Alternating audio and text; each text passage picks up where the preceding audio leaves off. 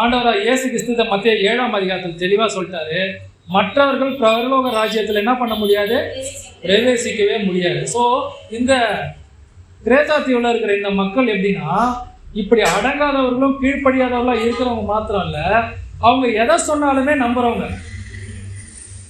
அப்படி நம்புறவங்க என்ன பண்ணுவாங்க, ஈஸியா அவங்க விழுந்துருவாங்க. யாராவது ஒருத்தர் வந்து அவங்க கையில இந்த உபதேசம் தப்பு, அதுதான் கரெக்டு, நீ என்ன பண்ணோம், விருத்த சேதனம் பண்ணிக்கணும், புறஜாதியா இருந்தா புற இனத்தாரா இருந்தா நீ என்ன பண்ணோம், விருத்த சேதனம் பண்ணணும் அப்படின்னு அவங்க சொல்றாங்கன்னா அதை செஞ்சுப்பாங்க. நீ என்ன பண்ணோம், பலி செலுத்தணும்னா அதை செஞ்சுப்பாங்க. எதை சொன்னாலும் நம்பக்கூடிய பீப்புள் தான் அந்த தீத்துல, அந்த கிரேத்தா தீவுல இருக்கிறதான மக்கள். அது எங்க இருக்குதுன்னா, நீங்க இந்த சாட்சி உண்மையாயிருக்கிறது.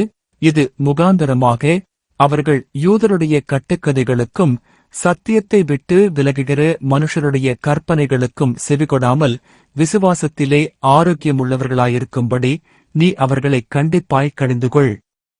தீத்து 1:13-14. அவங்க இந்த மாதிரி மக்களா இருக்கிறதுனால அவங்க ஈஸியா அவங்கள கழுத்து போட்டுடலாம். சரி, இது இந்த மாதிரி அவங்க சொல்றதெல்லாம் நம்புறாங்கல்ல, எதனால நம்புறாங்க நீங்க சொல்லுங்க, எதனால நம்புறாங்க? அவங்க ஆவிக்குரிய முதிர்ச்சியில இல்லாததுனால யார் வந்து நீங்க என்ன சொன்னாலுமே அதை ஈஸியா நம்பிடுவாங்க. அதனாலதான் உங்களுக்கு நான் அந்த 10 பாயிண்ட் நான் கொடுத்தேன். தேவனுடைய பரலோக ராஜ்யத்தை நான் மத்திய 7ஆம் அதிகாரம் எடுத்து காமிச்சல. எதுக்கு? பரலோக ராஜ்யத்துல ஆண்டவருடைய நித்தியமா நரகத்துக்கு போவோம் வாழறதுக்கு தான் தேவனால அவங்க தெரிந்து கொள்ளப்பட்டாங்க. அதுக்கு தான் அவங்க சபையில அழைக்கப்படுறாங்க. கண்டிப்பா கரெக்டா இல்லையா? அப்போ அழைக்கப்பட்டதுடைய நோக்கம் அதுதானே தவிர சபைக்குள்ள இருக்கிற சலசலப்புக்கும் சஞ்சலத்துக்கும் கான்ட்ரவர்சிக்கும் புறங்குறுதலுக்கும் வீண் பேச்சுக்கும் அடங்காத இருக்கிறதுக்கும் முரட்டாட்டம் பிடிக்கிறதுக்காக நம்ம சபைக்குள்ள இருக்கோம். நான் சொல்றது புரியுதா உங்களுக்கு? புரியுது? அல்லேலூயா. அப்போ உள்ளுக்குள்ள இருக்கிறவங்க உங்களுடைய அதிகாரத்துக்கு நீங்க கீழ்ப்படிஞ்சு நீங்க நடக்கும்போது இப்படிப்பட்ட காரியங்களை நீ விட்டு விலகுன்றது. பின்னாடி 3ஆம் அதிகாரம் வரும்போது நான் எடுத்து காட்டுறேன், வசனத்தை காட்டுறேன். வீண் பேச்சுகளுக்கும் தர்க்கங்களுக்கும் நீ என்ன பண்ணப்பட்டு இப்படிப்பட்ட பேச்சுகளுக்கு நீ விட்டு விலகு. நீ என்ன பண்ண, ஒரு விஷயம் உன்னுடைய விசுவாசத்துக்காக அவர்கள் மத்தியில் அவங்க போராடணும்னு நீ அவங்களுக்கு சொல்லிக் கொடு. கிறிஸ்துவோடைய மூல அஸ்திபாரங்களை தெரிந்து கொண்டு நீங்கள் பரிசுத்தம் அடைவதற்கும் ஆவிக்குரிய முதிர்ச்சியில நீங்க இன்னும் வளருவதற்கும் சபையில நம்மளால சேர்ந்து இன்னும் அதிக 4 பேரை ரட்சிப்புக்குள்ள நடத்துவதற்கு உள்ள கொண்டு வந்து தேவனுடைய ராஜ்யத்தை இன்னும் ஸ்திரப்படுத்துவதற்கு தான் தேவன் நம்ம இந்த சபைக்குள்ள வச்சிருக்கிறாரே தவிர, இப்போ நம்ம காமிச்சோம் பாருங்க, இந்த 10ஆம் வசனம் 12ஆம் வசனம் தீத்துல நான் காட்டினேன் பாருங்க, அடங்காதவர்கள் வீண் பேச்சுக்காரர்கள், இந்த காரியத்துக்காக நம்மளை வைக்கல. நம்ம அது ஒவ்வொருத்தரும் நம்ம அறிந்தவர்களா இருக்கணும். இது ஆதி அப்போஸ்தலர்கள் வந்து மிகவும் பவுல் மட்டும் சொல்ல, யூதால வரும்போது யூதா அதை சொல்றாரு. யூதா 1ஆம் அதிகாரம் 3ஆம் வசனத்தை வாசிங்கள. பிரியமானவர்களே, பொதுவான இரட்சிப்பை குறித்து உங்களுக்கு எழுதும்படி நான் மிகவும் கருத்துள்ளவனாயிருக்கையில் பரிசுத்தவான்களுக்கு ஒரு விசை ஒப்புக் கொடுக்கப்பட்ட விசுவாசத்திற்காக நீங்கள் தைரியமாய் போராட வேண்டுமென்று உங்களுக்கு எழுதி உணர்த்துவது எனக்கு அவசியமாய் கண்டது. யூதா 1:13. வரும்போது இந்த விசுவாசத்துக்காகவும் இந்த போராட்டத்துக்காகவும் நீங்க கடைபிடித்து நீங்க எந்த நோக்கத்துக்காக நீங்க அழைக்கப்பட்டீங்களோ அந்த அழைப்புல நீங்க நிக்கணும்னு அவங்க தொடர்ந்து பேசிக்கிட்டே தான் இருந்தாங்க. எபிரேயருக்கு எழுதின நிருபத்துல வரும்போது அவங்க பழைய ஏற்பாட்டுல இருந்து அந்த விசுவாச போராட்டத்தை குறித்து அவங்க எடுத்து காட்டுறாங்க.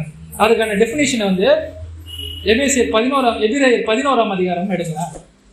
ஆனா ஆதி அப்போஸ்தலர் இந்த டைம்ல அவங்க தான் எழுதியிருக்காங்க.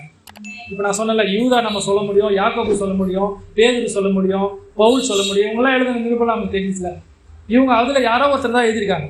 அப்போலோ எழுதியிருக்கிறாரு அப்படின்ற மாதிரி கூட சொல்றாங்க, இல்ல பவுல் எழுதியிருக்கலான்றாங்க. இந்த வசனம் படி 33 இருந்து 36 வரைக்கும் 39 வரைக்கும் படிக்கலாம். 11 33 இருந்து 31 அவங்க விசுவாசத்தை காத்துக்கிறதுக்கு என்னென்னலாம் பழைய ஏற்பாட்டுல பண்ணாங்கன்னு அவங்களுக்கு எடுத்து காட்டுறாரு. அந்த டைம்ல ரட்சிக்கப்பட்டவங்க விசுவாசத்தினாலே அவர்கள் ராஜ்யங்களை ஜெயித்தார்கள், நீதியை நடப்பித்தார்கள், வாக்குத்தத்தங்களை பெற்றார்கள், சிங்கங்களின் வாய்களை அடைத்தார்கள், அக்கினியின் உக்கிரத்தை அவித்தார்கள், பட்டயக்கருக்குக்கு தப்பினார்கள், பலவீனத்தில் பலன் கொண்டார்கள், யுத்தத்தில் வல்லவர்களானார்கள், அந்நியருடைய சேனைகளை முறியடித்தார்கள், ஸ்திரீகள் சாக கொடுத்து தங்களுடையவர்களை உயிரோடெழுந்திருக்கப் பெற்றார்கள். வேறு சிலர் மேன்மையான உயிர்த்தெழுதலை அடையும்படிக்கு விடுதலை பெற சம்மதியாமல் வாதிக்கப்பட்டார்கள். வேறு சிலர் தைகளையும் அடிகளையும் கட்டுகளையும் காவலையும் அனுபவித்தார்கள், கல்லெறியுண்டார்கள், வாளால் அறுப்புண்டார்கள், பரீட்சை பார்க்கப்பட்டார்கள், பட்டயத்தினாலே வெட்டப்பட்டு மரித்தார்கள், செம்மறியாட்டுத் தோள்களையும் வெள்ளாட்டுத் தோள்களையும் போர்த்துக் கொண்டு திரிந்து குறைவையும் உபத்திரவத்தையும் துன்பத்தையும் அனுபவித்தார்கள். உலகம் அவர்களுக்கு பாத்திரமாயிருக்கவில்லை. அவர்கள் வனாந்தரங்களிலேயும் மலைகளிலேயும் குகைகளிலேயும் பூமியின் வெடிப்புகளிலேயும் சிதறுண்டு அலைந்தார்கள். இவர்களெல்லாரும் விசுவாசத்தினாலே நற்சாட்சி பெற்றும் வாக்குத்தத்தம் பண்ணப்பட்டதை அடையாமற் போனார்கள். எபிரேயர் 11:33-39. சிலரை சாக கொடுத்தாங்க, சிலர் என்ன பண்ணாங்க, உயிரோட பெற்றுக்கினாங்க, சிலர் உயிரோட பெற்றுக்கவே இல்லை. அப்படிலாம் வாழ்ந்துதான் அவர்கள் தங்களுடைய விசுவாசத்தை காத்துக்கிட்டு தங்களுடைய ஓட்டத்தை ஓடி பின்னாடி வரப்போறவங்களுக்காக இந்த கற்பனைகளையும் இந்த வேத புத்தகத்தையும் நம்முடைய கரங்கள்ல கொடுத்து தேவன் நல்லவர்னு சொல்லி அவங்க மரிச்சாங்களாம். அல்லேலூயா. ஸோ இதை புதிய ஏற்பாடு வரும்போது நான் இந்த பழைய ஏற்பாட்டில் உங்களுக்கு நான் எடுத்துக்காட்டல, நல்லா தெரிஞ்சுங்க. இது எல்லாமே பழைய ஏற்பாட்டில் இதெல்லாம் வாங்கிறதுக்கு கிறிஸ்துவ வர்றதுக்கு முன்னாடி அவங்க கிறிஸ்துவை பார்க்கல. நல்லா தெரிஞ்சுங்க, கிறிஸ்துவை பார்க்கல, கிறிஸ்து மரிக்கல, கிறிஸ்து 3ஆம் நாள் உயிர் தெழல. அவர் சொல்லலை நான் தான் மேசியா, நான் உங்களுக்காக தான் நான் வந்தேன், நான் உயிர் தேர்ந்தேன், எல்லா எவிடன்ஸையும் எடுத்து அவங்க முன்னாடி அவர் வச்சார். அவர் மரிச்சு 3ஆம் நாள் உயிர் தேர்ந்ததுக்கு அப்புறம் கூட 12 பேர் இருக்கிற அந்த வீட்டுக்குள்ளார அவர் பூந்து தன்னை அவர் நிரூபிச்சு காமிச்சார். இதெல்லாம் எதுவுமே அவங்க பார்க்கல. பார்த்தாங்களா? ஒன்னே ஒன்று மட்டும்தான் அவங்க விசுவாசிச்சாங்க. ஆபிரகாமுடைய சந்ததியை தேவன் என்ன பண்ணாரு? நித்தியமா பாதுகாப்புன்னு உடன்படிக்கை பண்ணியிருக்கிறார். அல்லேலூயா. அந்த உடன்படிக்கையின் தேவன் உண்மை உள்ளவர். அல்லேலூயா. அவர் என்னை காப்பாருன்னு சொல்லி அந்த சந்ததியினர் அவங்க விசுவாசிச்சாங்க. அல்லேலூயா. அந்த சந்ததி தான் ஆண்டவராகிய இயேசு கிறிஸ்து வரும்போது முதல்ல எழுதிருப்பாங்க. அல்லேலூயா. யாரெல்லாம் அப்படி ரத்த சாட்சியா ஆண்டவருடைய நிமித்தமா அவருடைய பேருக்காக தங்களுடைய வாழ்க்கையை வாழ்ந்து ஓட்டத்தை ஓடி எதை குறிச்சும் கவலைப்படாம ஒரு விசுவாசின்றவனுக்கு அதுதான் ஹோப்பு. நல்லா தெரிஞ்சுங்க, நம்ம சபைக்கு வர்றது இந்த உலகத்துக்குரிய ஆசீர்வாதங்கள் உங்களுக்கு உண்டா? கண்டிப்பா உண்டு. ஆனா அதுக்கான இது மட்டும் அது கிடையாது. இங்க பைபிள்ல நான் உங்களுக்கு எடுத்து காமிச்சேன். இவங்க எல்லாம் தேவனால தெரிந்து கொள்ளப்பட்டவங்க, தேவனால அழைக்கப்பட்டவங்க, ஆபிரகாம் சந்ததி. ஆனா அவங்களுக்கு நடந்தது எல்லாமே எப்படி? அடைகளில் அடிக்கப்பட்ட அலைகளை போல.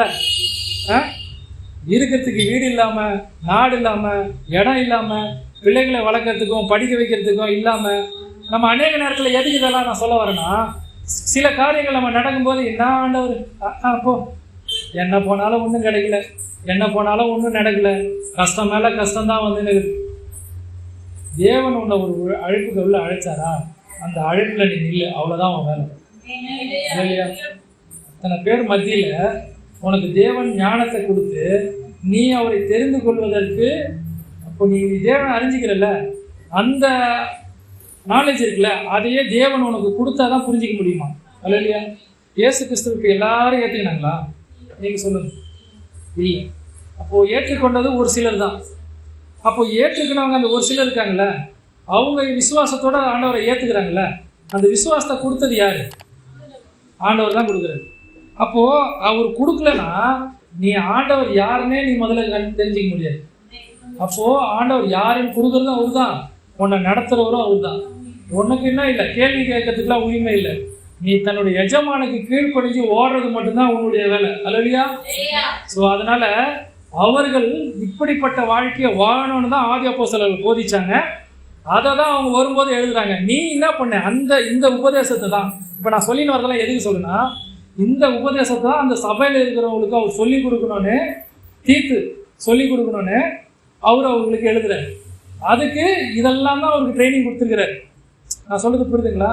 இந்த காரியத்தெல்லாம் இந்த சபை மக்களுக்கு அவர் எடுத்து போதிச்சார்.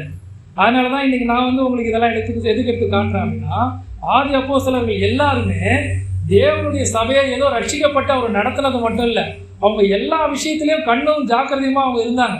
அவங்கள கொண்டு வந்து சபையில வைக்கிறது இல்லை, அவங்களுக்கு வேதத்தை கற்பிக்கிறது இல்லை, அவங்களுக்கு சாப்பாடு போடுறது இல்லை, அவங்கள உபசரிக்கிறது இல்லை, அவங்கள வழி நடத்துறது இல்லை, அவங்கள கண்காணிக்கிறது இல்லை, எல்லா விஷயத்தையுமே அவர்கள் சொல்லி கொடுத்து ஏற்படுத்திட்டு போன அந்த 100 வருஷத்துக்குள்ள பண்ண அந்த மிரக்கல்ஸ் இருக்குல்ல, அற்புத அடையாளங்களும் அந்த உபதேசங்களும் இருக்குல்ல, அதுதான் 2000 வருஷமா தாங்கி பிடிக்குது. அல்லேலூயா. நம்ம இன்னைக்கு இருக்கிற இந்த இதுல நடந்தோன்னு வச்சுங்களேன், நெக்ஸ்ட் ஜெனரேஷன் 10 வருஷம் கூட ஓடாது வண்டி. 120 பேர் உலகத்தையே கலக்குனாங்கன்னு போட்டுருக்கு பைபிள்ல. இல்லையா? எல்லா தேசத்துல இருக்கிறவங்களும் அவங்கள பார்த்து கிடுகிடுத்து போனாங்க. ஐயோ, உலகத்தை கலக்கிறவர்கள் இங்கேயும் வந்துட்டாங்கன்னா இன்னைக்கு நம்ம போனா சொல்லுவாங்களா? இதுதான் நமக்கு இன்னைக்கு நம்ம நிலைமை இதுதான். நல்லா புரிஞ்சுங்க. அன்னைக்கு கிரேத்தா தீவுல அன்னைக்கு இருந்த அந்த விசுவாசிகளுடைய நிலைமை என்னவோ இன்னைக்கு சபைகள்ல நிலைமை அதுதான். இதுல 4 விதமான பாயிண்ட் சொல்றாங்க சபைகள் இன்னைக்கு. ஒண்ணு, உபதேசத்துல அவங்க உறுதியா இல்லை. அந்த உபதேசத்துல உறுதியா இல்லாதது நிமித்தமா என்ன ஆகுது அப்படின்னா கள்ள உபதேசம் ஈஸியா அவங்களுக்குள்ள கலந்துருக்கு. ஒண்ணு. 2வது பாயிண்ட், அவங்க ஆவிக்குரிய முதிர்ச்சி இருக்குல்ல, அந்த ஆவிக்குரிய முதிர்ச்சியில அவங்க வளரல. 3வது, குடும்ப உறவுகள்ல சரியான கட்டமைப்பு அவங்களுக்குள்ள இல்லை. 4வது, அடுத்த தலைமுறைக்கிட்ட விசுவாசமே இல்லை. அற்பமா இருக்கலாம் ஆரம்பம், ஆனா முடிவு சம்பூர்ணமா இருக்கும்னு பைபிள் சொல்லுது. நான் விசுவாசத்தோட தான் நான் எடுக்கிறேன். அல்லேலூயா. இதோடைய இம்பாக்ட் வந்து ரொம்ப சபையில தாக்கம் ரொம்ப இருக்கும். நல்லா தெரிஞ்சுங்க. முதல்ல கள்ள உபதேசம். நீங்க இந்த உபதேசத்துல நிலைச்சு நீங்க நிக்கலைன்னா, ஆதி அப்போஸ்தலருடைய உபதேசத்துல, அந்யோன்யத்துல, உங்களுடைய கொடுக்கப்பட்ட உங்களுடைய வேத வாத்தியத்துல நீங்க கீழ்ப்படுத்தி நீங்க நடந்து அதைப்படி கை கொண்டு நீங்க நிலை ஊண்டி ஒரு சபையில நீங்க நிக்கலைன்னா நீங்க கள்ள உபதேசத்துக்குள்ள போறதுக்கு அதிக வாய்ப்பு இருக்கு. இன்னைக்கு யூடியூப்பை திறந்தா எக்கச்சக்கமா இருக்கு. ஒண்ணு. 2வது, கள்ள உபதேசத்துக்கு அடுத்து 2வது இன்னொரு பாயிண்ட் என்ன சொன்னேன், ஆவிக்குரிய முதிர்ச்சி. நீங்க அந்த ஆவிக்குரிய முதிர்ச்சி எங்க வரும்? நீங்க இது எல்லாத்தையுமே கேட்டு அதன்படி வாழ்ந்து அதன்படி நடக்கும்போது தான் ஆவிக்குரிய முதிர்ச்சியில நீங்க என்ன பண்ண முடியும்? வளர முடியும். ஒரு தலைமைத்துவத்தை நீங்க நடத்த முடியும். கரெக்டா? அல்லேலூயா. நடத்த முடியும். 3வது, குடும்பத்துக்குள்ள ஒரு மனம் இருக்காது. நீங்க ஆவிக்குரிய முதிர்ச்சி இல்லைன்னா நீங்க எதிர்த்து நின்று கணவனும் மனைவியும் சண்டை போட்டுக்கிட்டு தான் இருப்பீங்க. நீங்க கீழ்ப்படியவே மாட்டீங்க. நான் உனக்கு கீழ்ப்படியணுமா, நீங்க எனக்கு கீழ்ப்படியணுமா? 1. உங்க பிள்ளைங்களை எப்படி வழி நடத்தணும்னே உங்களுக்கு தெரியாது. 2. நல்லா தெரிஞ்சுங்க. உங்க தலைமுறை தான் அடுத்த கிறிஸ்துவத்தை கொண்டு போக போகுது. கரெக்டா? அப்போ நீங்க ஆவிக்குரிய முதிர்ச்சி இல்லைன்னா குடும்பத்துக்குள்ள சரியான உறவே இருக்காது. சரியான உறவு இல்லாத பட்சத்துல என்ன ஆகும்னு கேட்டீங்கன்னா நீங்க குடும்பத்தை எப்படி கட்டுறதுன்றத நாலேஜா உங்களுக்கு இருக்காது. யார் ஒருத்தர் கர்த்தருடைய வார்த்தையில ஆவிக்குரிய உபதேசத்துல முதிர்ச்சியில உறுதியா தருகிறானோ அவனுக்கு தான் தன்னுடைய குடும்பத்தை எப்படி கட்டணும், என்ன முடிவு எடுக்கணும்ன்றது அவனுக்கு தான் தெரியும். உலகத்தான் எடுக்கிற முடிவுக்கும் நம்ம எடுக்கிற முடிவுக்கும் வித்தியாசம் இருக்குங்க. நல்லா தெரிஞ்சுங்க. 4வது பாயிண்ட் இருக்கு பாருங்க, அது ரொம்ப ரொம்ப சீரியஸ். என்ன தெரியுமா? அடுத்த தலைமுறைக்கு விசுவாசமே இருக்காது. நீங்களே எப்படி இருந்தீங்கன்னா நீங்க எப்படி உங்க பசங்களுக்கு சொல்லிக் கொடுப்பீங்க? நீங்க சொல்லுங்க. அவன் எப்படி விசுவாசத்துல வளருவான்? அப்போ அவன் ஜென்ரேஷன் என்ன ஆகும்? அப்போ அடுத்த ஜென்ரேஷன் சபை இருக்குமா? நீங்க சொல்லுங்க. ஏதோ பேருக்கு இருப்பாங்க, இஷ்டம் இருந்தா வருவாங்க, இஷ்டம் இல்லைன்னா வரமாட்டாங்க. அவனோட பையன் ஒண்ணுமே இல்லாத போயிடும். அவள்தான். இதனுடைய தொடர்ச்சியை அடுத்த செய்தியில் கேட்கலாம். என் நாட்கள் முடியும் வரை என்